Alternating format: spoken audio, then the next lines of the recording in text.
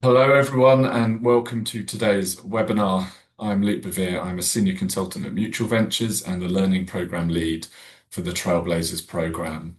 This is the fourth webinar in our series where we are taking a deep dive into the most pressing family justice and children's social care topics. We'll be sharing learning from across the DFJ Trailblazer program and the wider children's services sector, and we're exploring what this means for professional practice, for system working, and for the future of the sector. For today's webinar, I'm very excited to welcome two speakers from the Centre for Justice Innovation. Today we are joined by Sophie Clark, Head of Family Justice Practice, and Grace Toller, Family Justice Practice Officer. Sophie Carter, sorry, my mistake there. Today's webinar is part of the Trailblazer programme, and I'll bring up a slide here which will show you a little bit of the background to this. So the programme began as a pilot program running from 2024 to 2025. The aim was to reduce delays in public law family justice by supporting 5 DFJ areas to understand what was driving delay locally and to design and implement their own local solutions.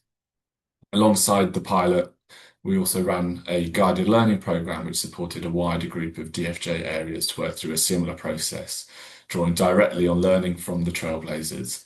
This helped spread insight about common challenges and approaches that were already being tested in practice. And then building on that work, the programme moved into a second phase, which you can see on the right-hand side of your screen there. So this was the National Learning Support Programme. We've been running this since September 2025, where essentially we reopened the guided learning programme and made it available for all DFJ areas in England, with a focus on sharing learning, building capability and supporting areas to reflect on and strengthen their own local practice. Through this programme in the past 2 years, we have worked with 26 DFJ areas across England. And then you'll see there the reference to the system functionality program. So this was an additional piece of work as part of the wider program we did, which looked at the family justice system and looked at what it needs at a national and a local level to work more effectively overall. It included analysis of data, accountability, and how different parts of the system connect. So today, we will be focusing on exploring problem-solving approaches in the family courts, and the session will focus on what problem-solving approaches are, why they are needed, and the value they bring, alongside some examples of good practice. We'll also consider why problem-solving approaches in court remain important alongside the ongoing national family first reforms. So welcome, Sophie and Grace. It is great to have you with us today. So now I think you've got some slides ready, so I will hand over to the two of you and hear what you've got to say to us today. So thank you again for coming along and sharing. Oh, thank you so much, Luke. Really appreciated. Do let me know if you have any issues with my audio today, but I'm hoping if I've got nods that everybody can hear me right now, which is fantastic. So yes, my name is Sophie Carter and I head up the Family Justice Practice team for the Centre for Justice Innovation. And I'm really delighted to have Grace, our Family Justice Practice Officer, joining us today. CJI, Centre for Justice Innovation, we're a third sector organisation that is focused on looking at justice reforms across the family and the criminal justice sector. And we are a national centre of expertise around problem solving courts. So it's really good to come and speak to you all about these today.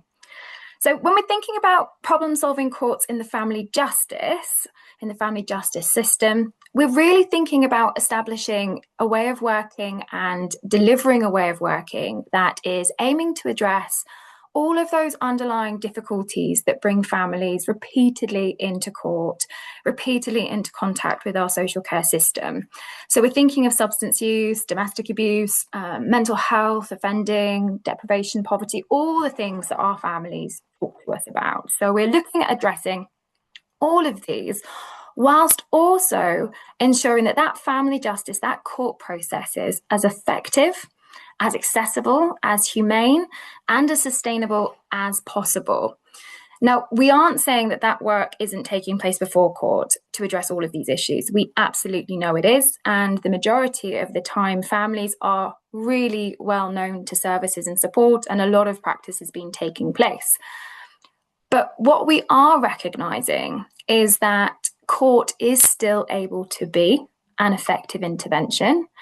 And there is an opportunity still to support families to make changes at this time. So we really need to use it in the best way possible. It's a very expensive, intensive process. So we need to get the best out of it. Luke, if we can have the next slide, please. So in terms of problem-solving models and courts, our teams and our courts in the UK and family justice, they really do join a family of problem-solving courts that are across the whole world, actually, across the UK, across Europe, America, lots of other places, across family justice, across criminal justice.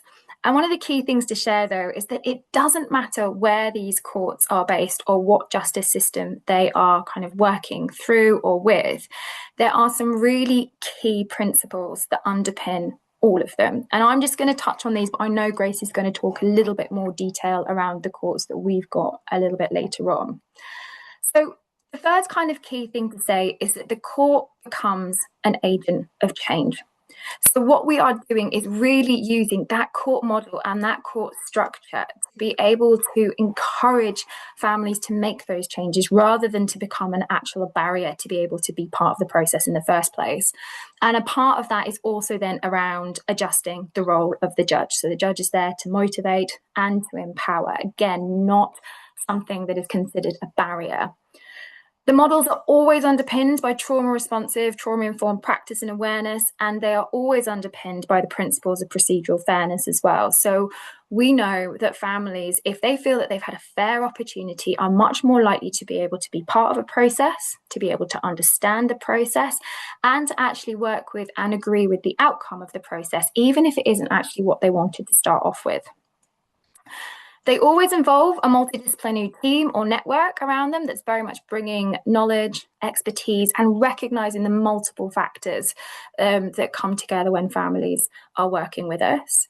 And that means that the models can really be tailored to the needs of those accessing it. So it very much is not a one-size-fits-all. These models absolutely have to be flexible and adaptable to those families or those individuals that are coming through them. And last, but I probably should have put it at the beginning actually, is that all of problem-solving models and approaches are recognizing that families are experts in their own lives. So they are going to also be the best people to help identify the solutions to the challenges they're experiencing and what's actually going to work with them. So it's very restorative. It's about working with rather than doing to or for an individual or a family. Next slide, please, Luke. So when we are thinking then around the rationale, the context of this work, there has been a lot over the years that has kind of led us to thinking that we need to be considering this way of working. And you really only need to look in the media and hear some of the stories of those individuals who are sharing their experiences of being in care, the issues that have happened with their families. But the key themes always still do tend to stay the same when we're having conversations, whether that's with families or practitioners, no matter where their voice is. We are hearing still that families, family courts have large numbers of families still presenting, still having to come through their doors, and that those families are presenting with really difficult circumstances and multiple support needs that absolutely need to be addressed. There is still a high level, and we're hearing around this, of reoccurrence with families coming back in contact with court or coming back in contact with the social care system, reporting lots of long-term harm, lots of trauma for themselves, for their children, and talking about the fact that that traditional family court process felt really inaccessible. I think words that we also hear are adversarial, families feeling silenced or not supported. And we do still have to acknowledge that the outcomes for children having been through the care system or even having just been in contact with social care are still like a significant cause for concern. And I will get these links shared with you, Luke, so you can circulate them afterwards. But with research only coming out last year from Sheffield University, when they analysed thousands of data sets, and that still stated and showed that those children are much more likely to be in contact with the criminal justice system, they're much more likely to be exploited, they're much more likely to offend themselves, they're much more likely to have poor educational outcomes, poor employment opportunities, and just generally an increased likelihood of needing to access services and support. So we've done a lot of work, but we are still hearing that there's a lot of need out there.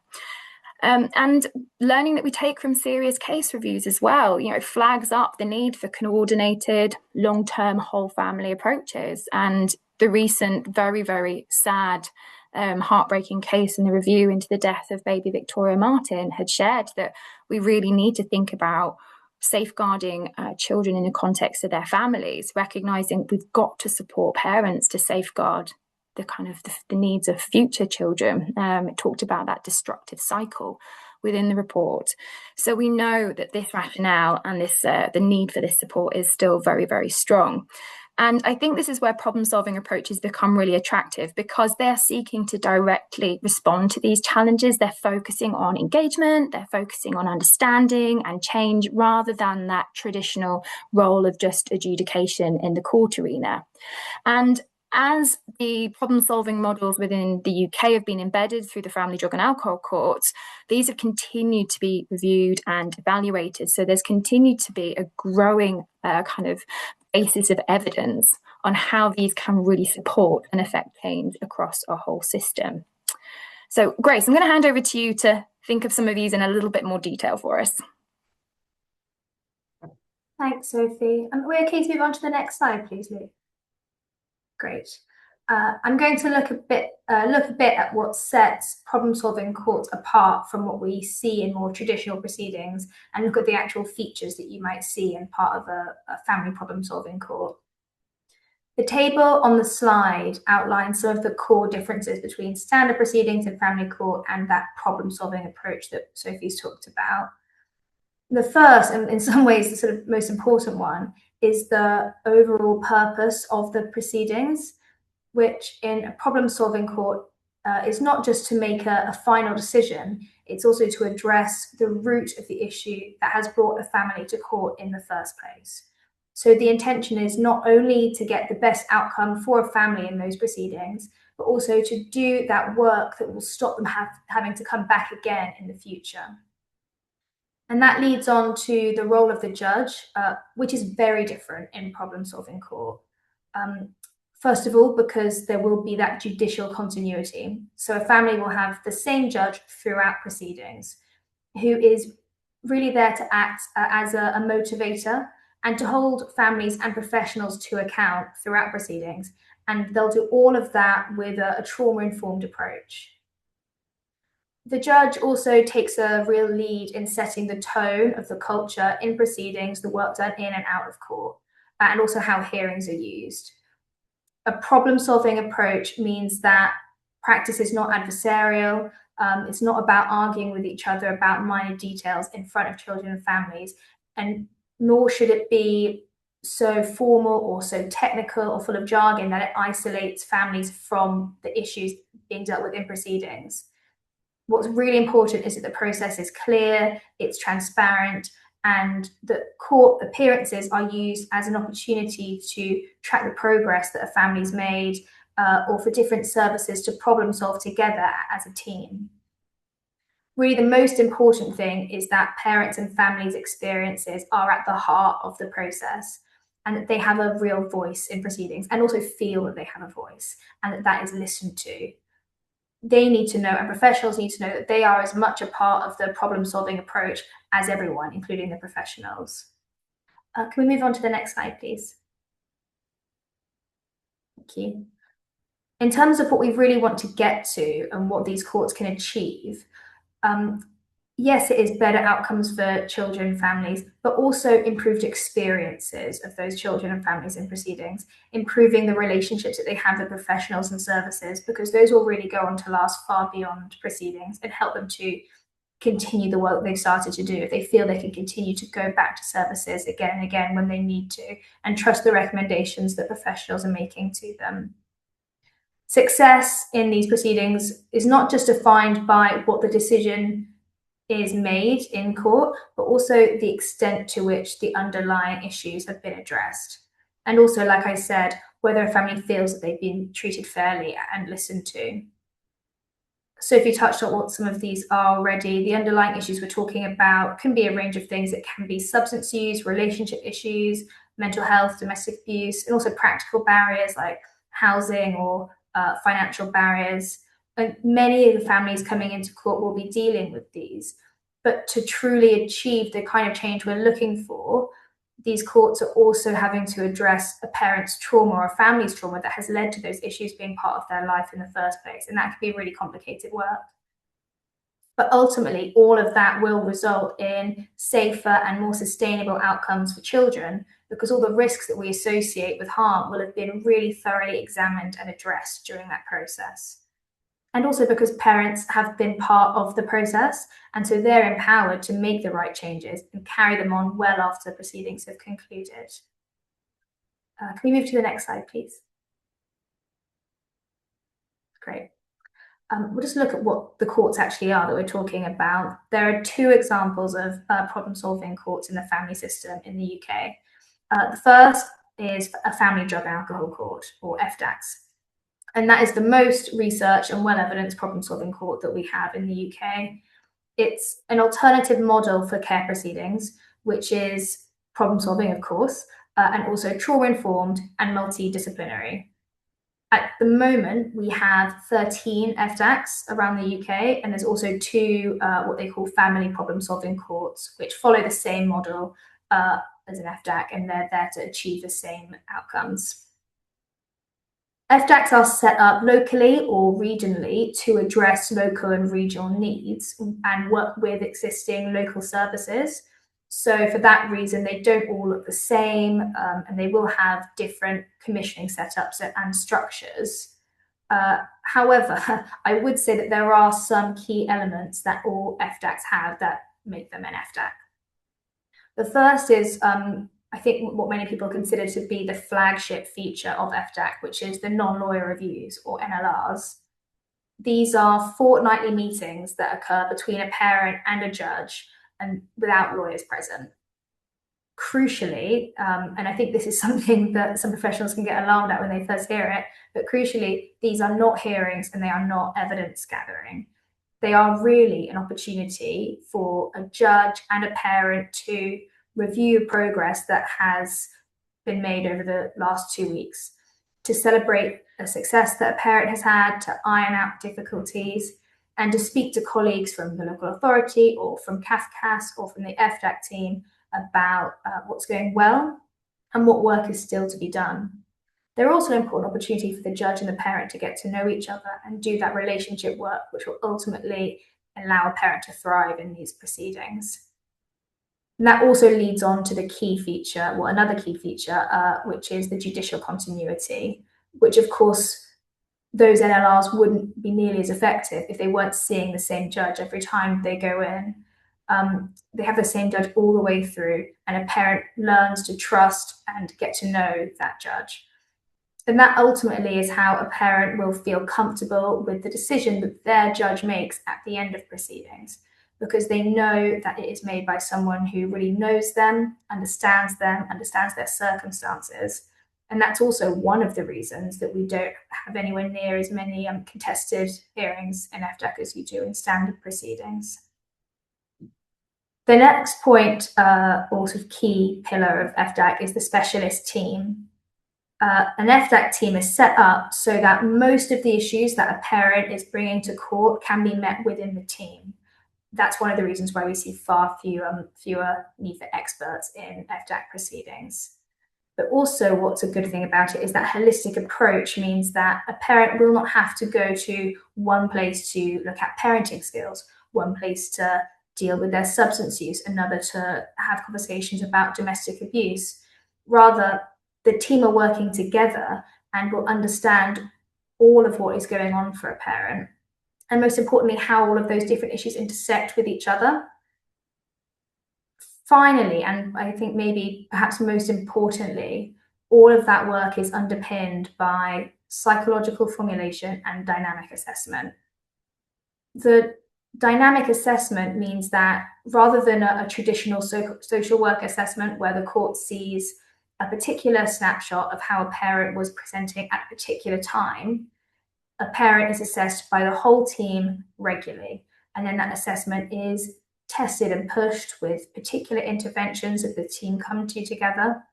And then those are reviewed and adjusted as time goes on based on how a parent is progressing. That kind of assessment is only possible because a parent is working with this whole network of professionals so closely, and the team are able to have this evolving and also 360 view of them and their family throughout the process. Can I move on to the next slide, please? That leads me to just quickly touch on the next example of family problem-solving courts, which are the child focus courts, which were until very recently known as Pathfinder courts. These are for private law proceedings, and in many ways have built on the success that's been evidenced by FDACS, and is learning a lot of the same lessons, and they share the same DNA in many ways. These courts have a focus on talking to children, elevating children, families' voices, and reducing the number of hearings during proceedings by using, I suppose, more of an investigative approach and gathering information much earlier on, improving engagement with families much earlier on, so that those nasty conversations aren't being had in court. Sophie, I'll hand back to you now. Thanks, Grace. Luke, can we go on to the next slide, please, if that's okay? I have just wanted to include this in here because we talked about the rationale, the context of looking at this way of working previously, but we have had many conversations over kind of recent months, the last year, where we are being questioned, do we still need to look at problem solving in our care proceedings? Do we still need to look at kind of levels of reform around this way of working? We've done so much over the recent years thinking about trauma-informed practices, and the fact that we absolutely want to bring services and support much earlier, much upstream, so to speak. We want to avoid as many families going to court as possible. But the uncomfortable reality is that we are still having families that do end up in care proceedings, in court, despite all of the best efforts of services and professionals. And recent research is still telling us that, yes, we do still need to bring in this way of working. Recent research published only in January this year through the Institute of Crime and Justice Policy Research shared that the issues that were raised in reviews of family courts 15 years ago are still actually really relevant today. And they shared the clear message that problem solving is still needed to directly address the issues that families have been sharing. The families, parents, kinship carers and children have been saying to us that they still need a better approach to support them to be able to participate, to be able to understand the process, to help the model shift from being something that's felt to be really punitive to something that's really collaborative. They are saying that they need a problem-solving approach so that professionals and courts are responding much more effectively to trauma, domestic abuse, the complex support needs that are being shared. And they also really need this way of working to improve relationships, trust, and that perceived fairness we talked about earlier, because it's really hard to do all of the three things above if we are not feeling safe or safe enough to have a level of trust to be able to do some of this work.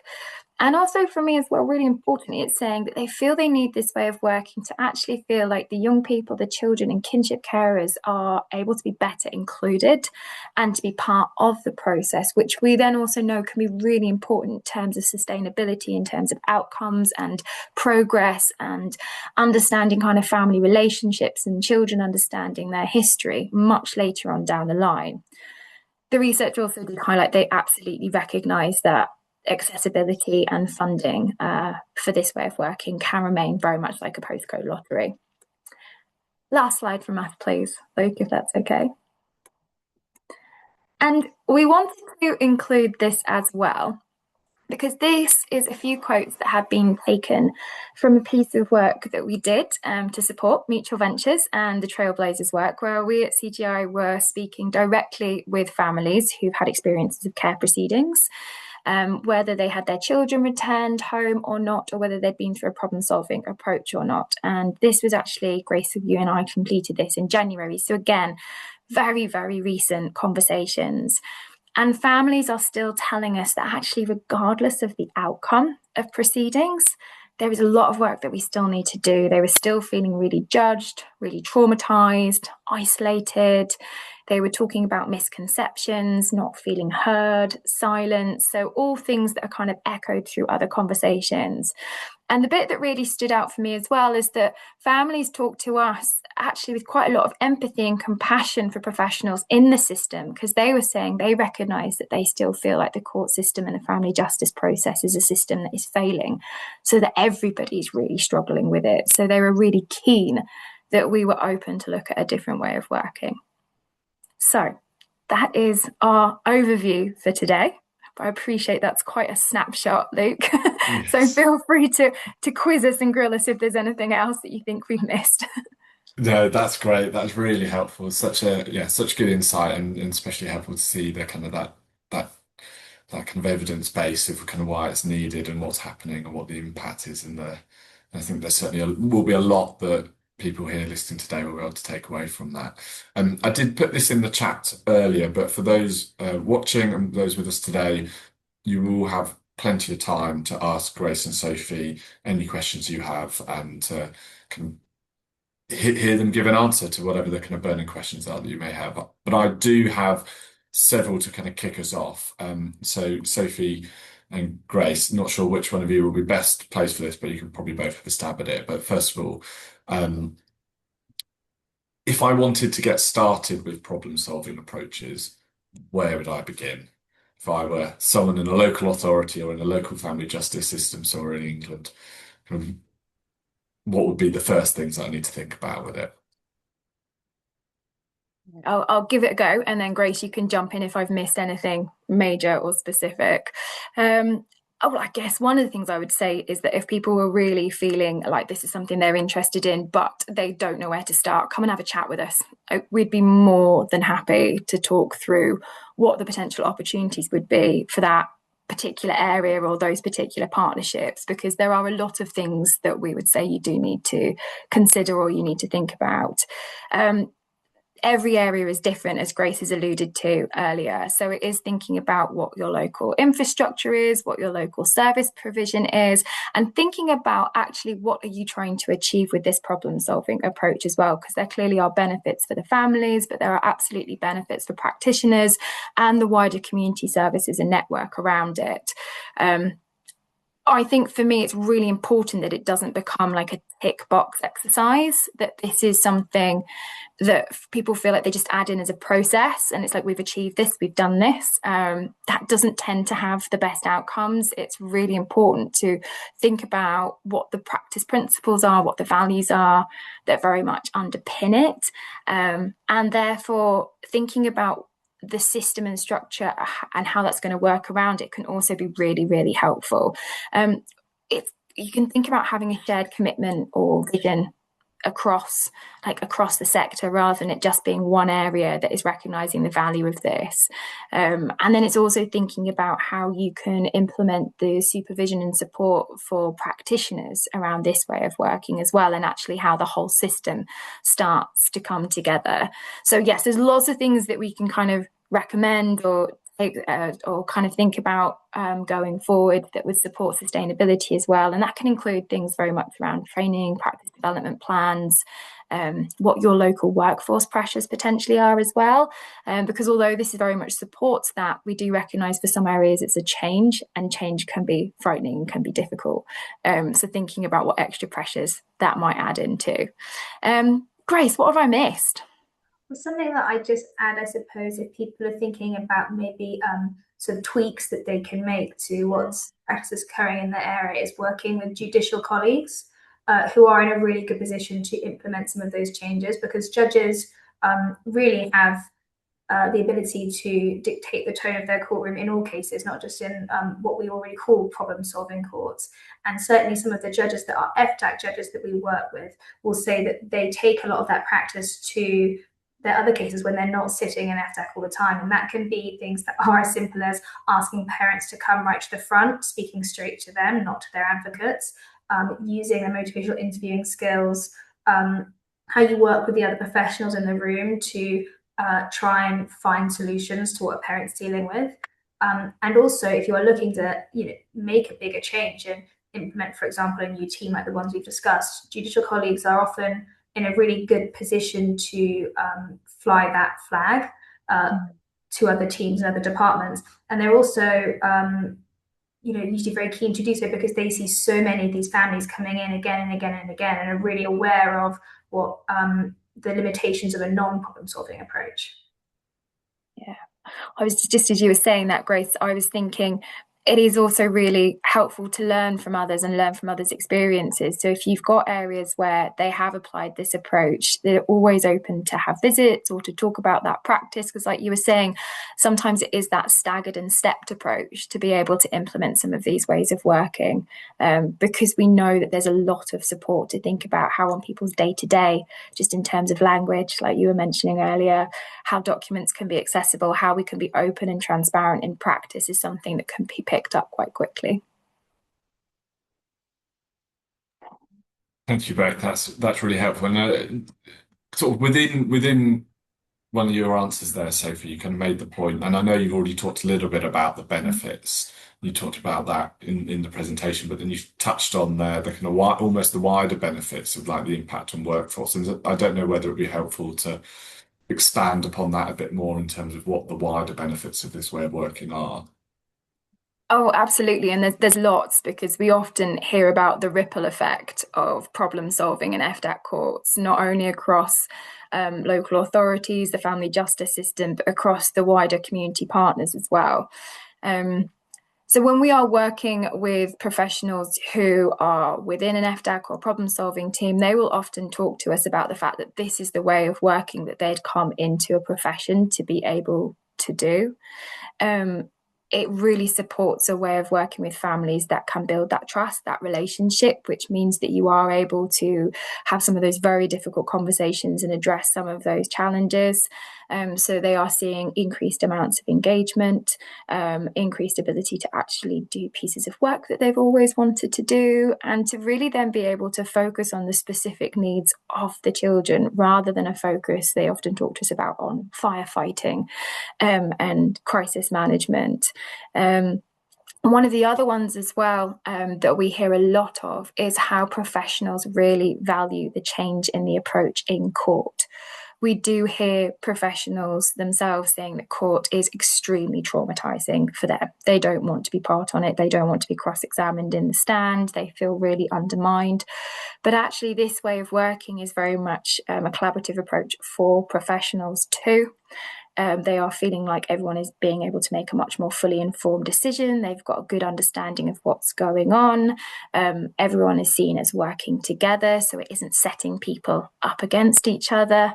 All of the progress in the evidence is being completed through that dynamic assessment that Grace referred to. So professionals are not scrabbling for information towards the end of the procedures and the processes, and they're not having to go through really, really challenging contested hearings that are taking days and can undermine all of the fantastic work that practitioner may have already been able to do with the family, which is what we often hear of, is that there's been some fantastic work that's taking place, and as soon as we come into the court arena, it feels like it disintegrates. So for professionals, that can feel really disheartening, and I know that there has been areas that we've worked with who have said that they are really wanting to bring this way of working in because they want to support staff retention, staff well-being, and the value that they are feeling in this way. Grace, I'll let you talk about the judges, because I know you talk about this quite a lot and the benefits for some of them. But the wider community of practice often talk about, again, they feel much better able to support families. They've got a much better understanding of safeguarding. There is less of a distinction between child and adult services. They are able to support in the context of the whole family. And therefore, they're starting to see families and children engage more with their service and support. So, for example, local drug and alcohol treatment services will start to see families actually being stable on prescriptions, and will start to work with the groups. And they will then be able to be in a place where they've become stable and much more grounded and able to then work with any interventions around mental health and emotional well-being. But it feels much more coordinated, much more joined up, and they feel much much more part of the plan as well, is what they talked to us about. I'm really surface leveling this because we could probably talk days on some of the feedback that people have given us. So Grace, come on in, because I know caught in anything else that you think I've missed. I mean, not missed anything really. I think, as you predicted, I was going to say, I think that this approach is really beneficial to judges. We were at a conference at the end of last year where I heard a judge who works in FDAC say that being an FDAC judge, and especially doing these NLRs, really allows you to know what's going on in your community, and that in turn makes you a better judge.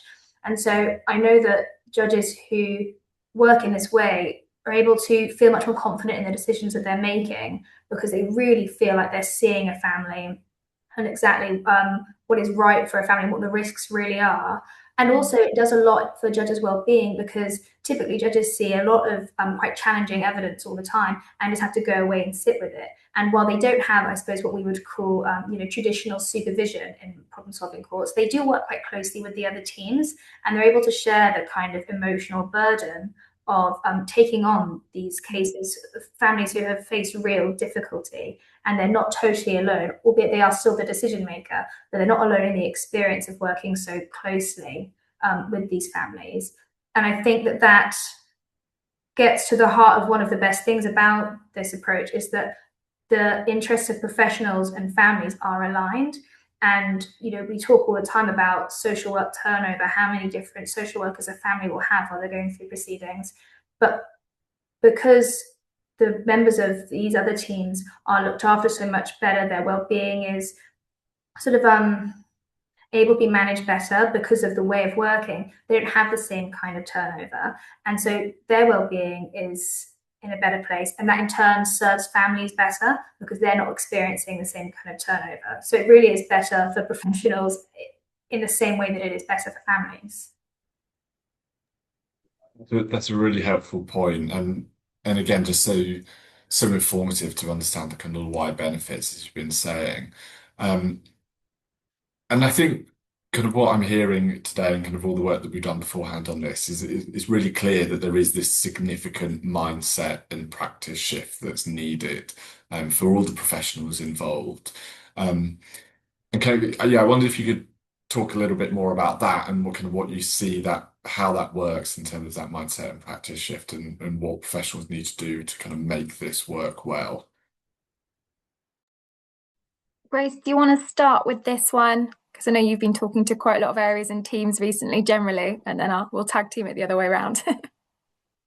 I think, sure. I think a mindset shift is exactly the right term for it, because it is about really shifting what it is that you want to get to a proceeding. So it can look like a big way of changing, and to change all these different ways of working. And why would you do all of that and overhaul all existing systems to get to the same place? But it's about really understanding that you're not trying to get to the same place, and that teams working together can achieve a totally different kind of change for a family and for a child than all these different isolated services.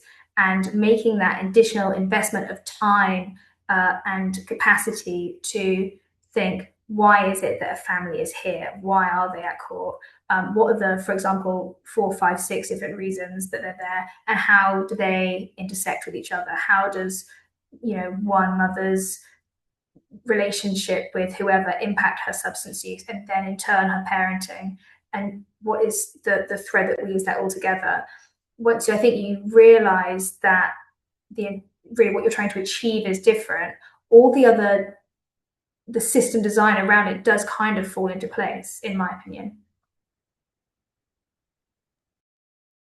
Thanks, Grace. I was thinking as you were talking there as well, it really is, even if you haven't got the systems and structures in place that allow you to kind of work in this way, which is often what professionals tell us they've struggled with, it is that way of being with a family. And actually you can take all of those principles into your day-to-day work.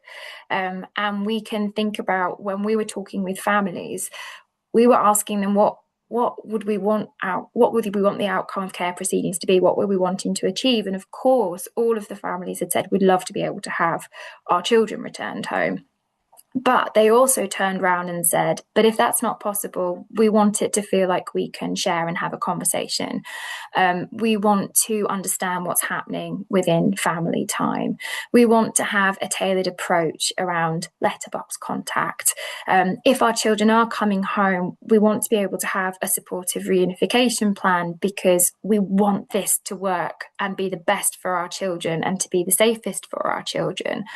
So it is about recognizing, for me, in that mindset, that families are very aware of a lot of the challenges, and they too want to address some of the things that maybe we don't necessarily feel as comfortable or as open being able to talk about within these processes. And I think when you were saying there, Luke, around like mindset shifts as well, I think sometimes when we are working with professionals, they feel that this way of working is really important, really valuable, but not something that they can do, or it needs to be a separate group of people that do it. And actually, what we are hearing is that you can start to bring in some of these small steps, and they can really make a massive difference. One of the key things that does really help professionals to be able to do that, or feel safe enough to do that, I mentioned it earlier, is about having that management and that service management support and recognition of the value of that way of working, so that you do have kind of supervision structures that allow professionals to start thinking in a little bit more of that problem solving way. They absolutely can and already do that, but sometimes it's around the time and the space to do that with other colleagues that they haven't been able to kind of maybe fit in time wise, and they need the support to be able to do that. I think that's such a kind of helpful way of putting it, where there's almost the sort of the system and the processes that come with it. I mean, the obvious example being an FDAC, where it has a very particular way of working, and there's the system and processes that support that. But there's almost the kind of the culture change and the change to the ways of working and the ways of being, as you described it there, Sophie. And it's almost or how I'm hearing it and how we're talking about it today is that you don't need to wait for the system and the process to be in place before changing how you start working with a family and start working with other colleagues in your local system. You can do that, and that will start making an impact now, and then worry about the kind of process and system and try and change that later. Absolutely. Okay.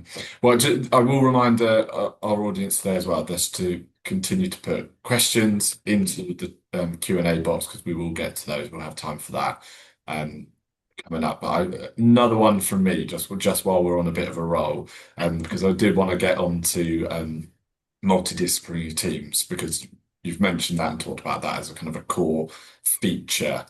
Within that, whether that's specific teams or more of a kind of network and access to other skills. And from your experience, what tends to make this work well in practice, and kind of where then are there potential pitfalls or challenges that will hinder it? Go for it, Grace. I think what makes multidisciplinary teams so valuable is the communication between colleagues on the team with different specialisms, and that cohesive way of working. Sophie's heard me use this rather crude example quite a lot about a knee injury that I have, and I've had to go to a personal trainer, a physio, and a doctor separately, and they're all using separate jargon that I don't understand. I'm having to feed back to those different professionals what they're saying, but I'm obviously doing it wrong because I don't really understand what I've been told, because I'm not any of those professionals myself. And that's exactly what families have if they're having to go to all these different services to do the work and make the changes they've been asked to, but because it's not their area of expertise, they're not going to understand necessarily how they all weave together and what the outcomes of that should be and how they present that back to the court. Also, different services will have different issues around eligibility and different waiting lists and waiting times. So while you might be able to do a certain thing for your substance use, that might render you ineligible to do the other work on, for example, parenting that you might have been asked to do. And even if you are able to do both, they might have different approaches which conflict with each other, different ways of practice. But if you're working with a team that can meet really most of those needs within the team and understand how, like I said earlier, your substance use is related to something to do with your family, then all of that work is going to be more cohesive. And also that team is really well placed to coordinate how a parent works with other services that do sit outside the team. And therefore, when that eventually does come to court, all the evidence of a parent's work is going to be really cohesive and clear to the court, but also to the parent as well. And it will just make them much more successful in trying to achieve those changes. Oh, thanks, Grace. I was just thinking as you were talking there as well, it really is about shared learning and shared practice, recognizing different people's areas of expertise, but then really being able to understand the specific context for that family and also those children, because what might be one mental health diagnosis and impact on one parent can be very different for the other. So when you are then bringing all of those professionals, all of those disciplines together, particularly when you are doing multidisciplinary formulations, that is so key to really understand what is going on for that particular child and for that particular family and what they're going to need. So that's when you see it work really well, that is one of those examples where you've got a package of support that is really understanding the specifics for that young person, for that baby, for those parents, or even and for that wider family as well. Because remember, a lot of the families are children are placed in kinship placements or in foster care during this time as well. So it can pull everybody's working together. And I think you also kind of mentioned there, Luke, around like maybe when it doesn't like work as well, or things that we need to kind of consider, is recognizing that when you've got the partnerships and the processes set up, that it does need to be realistically resourced. I'm very aware of some teams where they may have a specialist from a particular discipline, but they are so finely stretched and they're therefore not necessarily able to do the level of work or level of conversations with the partnership or the network around it. So kind of having that really supportive, clear communication, clear governance pathways to help with that can really keep that role safe in terms of the work that's taking place. The other one I was also just thinking about as well is when you are looking at bringing those different disciplines together, is really thinking about actually what are the local needs for particular areas, or where are the particular gaps for services and support in particular areas, and thinking about how, like you were mentioning there, Grace, it might be that families aren't able to access particular mental health support. They might not be considered in a place where they're able to access particular interventions, and there might be a real gap in provision. But actually then it's about making sure that maybe you've got that specialism available to feed into formulations and conversations so that you can look at what realistically can be offered for that family in the meantime, so we aren't just missing something because there is a service gap across that particular area. Thank you both. We'll turn to some of the questions that we've got coming through in the Q&A box. So first one, I'll kind of read this out, but the question is about your views on whether holding an adversarial finding of fact hearing to determine the threshold would then necessarily preclude a problem-solving approach in the welfare placement stage of the case. It's a good question. It is a very good question. You have to take that one on, Sophie. Oh yeah, I'll talk through a little bit around it. Every family is different, so it's not a kind of one size fits all or a definite rule of thumb around it. But thinking about family drug and alcohol courts, it is not unusual for when families have first come into care proceedings or care proceedings have been issued, that maybe they want a contested hearing around placement of the children, or they are wanting to contest particular elements of what's being discussed. But as a general rule of thumb, you are looking for families to actually agree with threshold or the key themes of threshold. Total denial, total justification or dismissal of those main challenges that have brought a family into proceedings. Your specialist teams would probably be saying, look, we're not sure they're going to be able to kind of make the changes with us at this time. We need to have something that we can kind of grab hold of and work on. We talk about, Grace, you've heard me saying this one, like that golden nugget, that little something where somebody goes, I know that I need to make a change for my child because of, and we can work with that and the teams can work with that. However, coming back onto the conversation we were having in terms of that broader problem solving application of principles, my argument is always that actually, even if families are not in agreement, if there are really adversarial finding of fact hearings that are taking place, it doesn't mean that the family is not going to benefit from the practices, that way of being, that mindset that comes with a problem-solving approach that is going to be much more helpful down the line. So making sure we're being open and honest and transparent, we're using really accessible language, we're understanding their behaviours through the lens of their trauma, their experiences.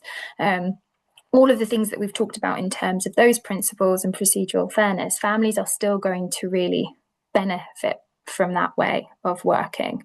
So I hope that helps kind of answer some of that there. Grace, was there anything you wanted to add in? Because I know you've been doing some legal practitioner training recently around problem solving.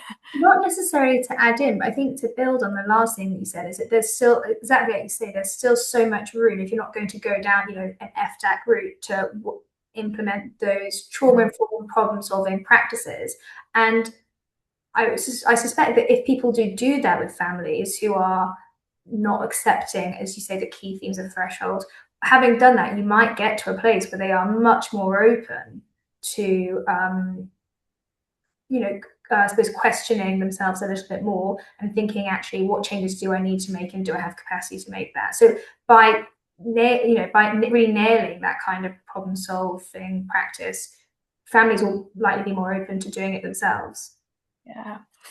And one of the things I should have just mentioned as well is that I'm just thinking about relationship building with the rest of the professionals around that, because that was part of the question. We do absolutely hear families still want the same judge. If it's a judge who has had to do a contested hearing, not even a fact-finding hearing, but a contested hearing at the beginning, they absolutely still want the same judge to work with them and see their progress and their changes for the rest of the way through care proceedings. And we have seen it in many areas where the judges have actually said to the family, well, I had to go through previous proceedings with you, or we have just had a really difficult hearing where I've had to make a decision which I absolutely understand you are not happy with. I am with you for the rest of care proceedings, or are you wanting to be reallocated to a new judge? And I would say 9 times out of 10, the families are saying, I want to stay with you. And they will say, I want to see you and I want to stay with you. Because actually, as you're building that relationship, it means that there is greater confidence that you are aware of all of the components, all of the parts, all of the progress that family's made, rather than that family feeling like they've got to catch up with the professional that worked with them around the fact finding. And then they've got to catch up with the person that's going to work with them later on through care proceedings. It just means that as professionals, we have to work really hard to build those relationships and understand why those relationships might be feeling very broken or fractured because of that process. Yeah, it's really helpful. I think you've done a great job on what was a fairly tricky question. So thank you for that. We got another one here, which is a little bit more specific. So just wondering, are there examples of women's centres being involved in family courts? And if so, kind of where have you seen them bring value? And if not, what could they potentially bring?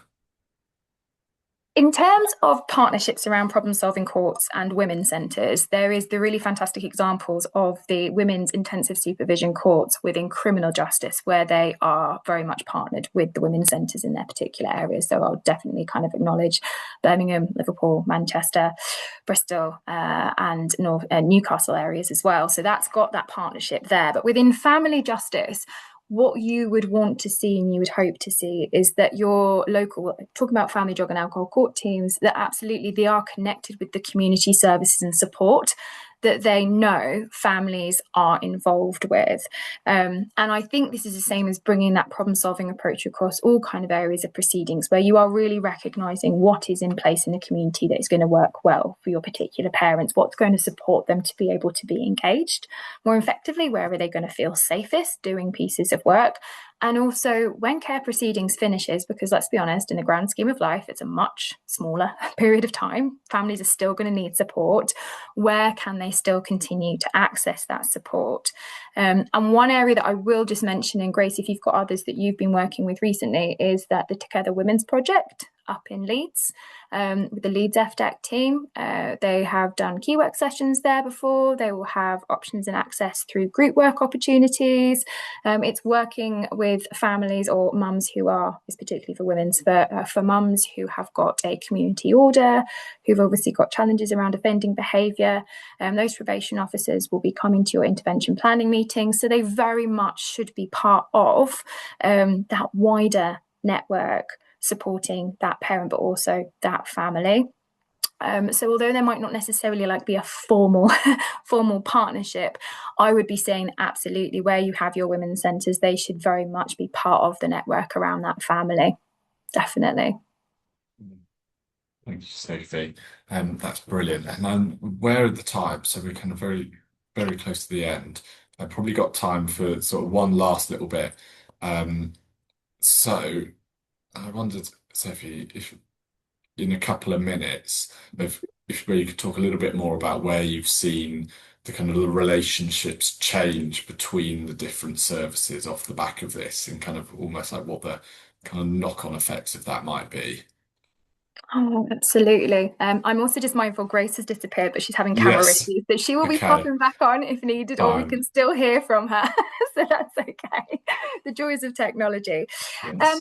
In terms of those partnership relations, I would have to say that across the country where you have got problem-solving teams being established, you will absolutely start to see improved relationships with their drug and alcohol community support services. So I'm just going to mention, I could talk to all of the different areas, but some of them will actually commission substance use workers to be part of the teams because they recognise the value of that and that shared learning and practice coming back. The drug and alcohol teams, CGL in Coventry and Warwickshire, have done training nationally for the communities of practice around problem solving substance use. So you've got those partnerships. You also see partnerships with domestic abuse services, and again, where police crime commissioners have funded domestic abuse specialists for those teams, because they are absolutely recognising the fact that we are having to deal with domestic abuse in the context of court, which is an extremely challenging time to try and work with that. And that the teams are also going to have to address the behaviour of that individual, usually the father, who is instigating those kind of violent or coercive behaviours as well. So we definitely see the partnerships around that. There are conversations and partnerships that we hear. Birmingham, for example, they have had relationships with their local libraries where they are teaching parents to read so that they can then be reading to their children as their children are coming through. You have got the partnerships that are recognised and promoted up in Greater Manchester, where you have 6 local authorities now out of the 10 who are accessing a problem-solving approach, because they are seeing that ripple of effect, not just across community mental health, but also police partners, probation, harm reduction teams and support. And another one I can just mention that we've just learned of today is that the Leeds Family Drug and Alcohol Court team are the first non-community healthcare team that is piloting access to the specialist infant attachment tool that they have, because of all of the work that the teams do around infant mental health, attachment, and the recognition of the importance around child and baby development for those 1,001 days. So the teams really do work on practice and support and thinking about how they can build those partnerships across their particular areas. And I think for those areas that are still developing or looking at bringing in problem-solving principles where maybe they don't have set up teams, one of the key partnerships that I definitely have seen, and Grace, you've seen this, welcome back, from other areas, is the work that is taking place with their legal practitioners. So really kind of effective support around the guidance, the advocacy, and support that legal practitioners are providing families within the context of court when we're trying to bring in a much more kind of problem-solving, trauma-informed culture. I've whittled through a load there. Grace, if there are any you wanted to add in? It just would have been the final one you mentioned, work with legal practitioners. Perfect. Great. Well, I think we've got to the end of our session today, but Grace, Sophie, thank you so much for your time, for everything that you've shared with us. We haven't quite got to all the questions in the Q&A, but we will be able to follow up with those later. But once again, thank you very much for your time and what you've shared with us today. Do you want to quickly just bring up for everyone still here, that we do have 3 more webinars coming as part of this series. So we've got one on Thursday, where I'll be speaking with Emma Schmale from the Nuffield Family Justice Observatory, and Kate Everard from Sheffield City Council's Compassionate Care Pathway. We'll be looking at improving urgent care proceedings for newborn babies. And we've got 2 next week, and particularly want to signpost that one on Tuesday with Lisa Harker again from the Nuffield Family Justice Observatory, where we'll be taking a bit of time to reflect upon all the wider learnings from the programme and for the sector. So once again, thank you, Grace, thank you, Sophie, and thank you everyone for joining us today. Thanks so much. Take care.